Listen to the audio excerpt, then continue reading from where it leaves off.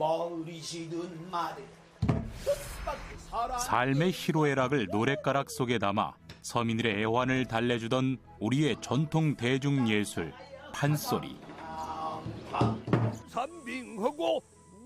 강렬하면서도 거친 소리에 우리 민족만의 정서와 감성을 담아내며 그 전통을 이어오고 있다. 판소리가 갖고 있는 음악이라고 하는 것이 굉장히 독창성이 있고 이렇게 멋진 음계가 있을 수 있을까라고 생각을 할 정도로 무엇보다도 소리꾼들에게는 서양의 성악가나 현대의 가수들에게서는 찾아볼 수 없는 매우 독특한 성대의 특성을 갖고 있는데 과연 판소리의 숨은 의학적 비밀은 무엇일까? 무도인들은 손에 보면 아주 딱딱한 굳은살이 생기잖아요. 일반적인 굳은살과 다르게. 그러니까 마찬가지로 판소리를 하는 분들은 성대를 단단하게 만들어야지만 아주 높은 소리를 내고. 서양의 성악은 두성과 비성 같은 공명기관을 울리며 소리가 만들어지는데 음색이 맑고 청아한 이유가 바로 이 때문이다. 이때 성대를 사용하는 것이 소리꾼과는 완전히 다르다. 소리를 낼 때 그 서양의 음악은 공명을 중시해서 이 후두 목구멍을 확 열어가지고 소리가 다 밖으로 다 나와서 이게 입 안에 구강이니 비강이니 뭐 두강이니 하는 그런 공명할 수 있는데 공명을 다 시켜서 소리를 내니까 부드럽고 맑게 나는 것이고요.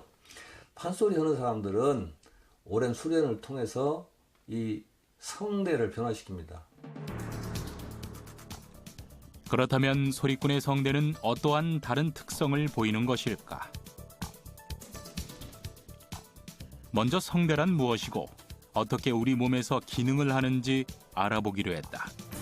목구멍을 가로막고 있으면서 공기가 왔다 갔다 할 때마다 열렸다 닫혔다를 빠르게 반복하는 이것이 바로 성대다. 성대를 여기를 후두라 그러죠. 우리가 목젖 있는 여기가 되거든요. 이게 갑상선이고, 그러니까 후두를 울려서 음파를 만들어내고 그게 통을 통과하면서 음색을 만들고 입을 나오면서 이제 발음이 나와서 가기 때문에 이 전체가 움직이는데 특히 이제 소리를 만드는데 가장 중요한 부분은 이제 성대죠. 성대는 이 갑상연골이라는 곳 가운데 있는데요. 우리가 이거를 이렇게 열어보면 이렇게 보면 여기 하얗게 보이는 이 부분이 바로 성대가 됩니다. 그래서 이 성대가 두 개가 서로 진동을 하면서 양쪽이 두 개가 만나서 진동을 하면서 음파를 만들게 되죠. 그 음파가 이제 목소리의 원천이 되게 됩니다. 즉 우리가 소리를 낼 때 성대는 보통 100에서 200번 정도 진동을 하게 된다.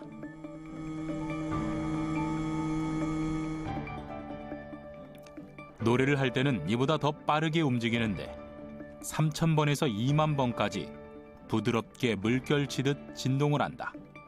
하지만 이때 성대를 무리하면 결절이 생긴다. 그런데 소리꾼의 성대는 좀 특이하다. 결절이 생겨 불규칙한 모양을 가진 채로 노래를 부르는 것이다. 여기에선 거칠고 탁한 음성이 흘러나오게 된다. 우리가 운동하는 선수들, 무도인들은 손에 보면 아주 딱딱한 굳은살이 생기잖아요. 일반적인 굳은살과 다르게. 그러니까 마찬가지로 판소리를 하는 분들은 성대 자체에 무도인의 그런 단단한 굳은살을 만드는 것처럼 성대를 단단하게 만들어야지만 아주 높은 소리를 내고 그다음에 아주 오랜 시간에 소리를 소화할 수 있게 됩니다. 성대를 사용하기보다는 공명을 활용해 노래를 하는 성악과 달리 판소리는 그야말로 성대를 최대한 이용하여 소리를 내고 있는 것이다. 근데 그 판소리의 특징은 뭐냐면 보통 일반적인 사람들 성악적인 소리의 음역은 여성은 뭐 소프라노, 남성은 바리톤, 알토 이렇게 바리톤, 테너 이렇게 구분이 돼 있어서 남자가 쓰는 영역과 여자가 쓰는 영역이 다르게 구분이 돼 있는데요. 판소리는 그렇지 않아요.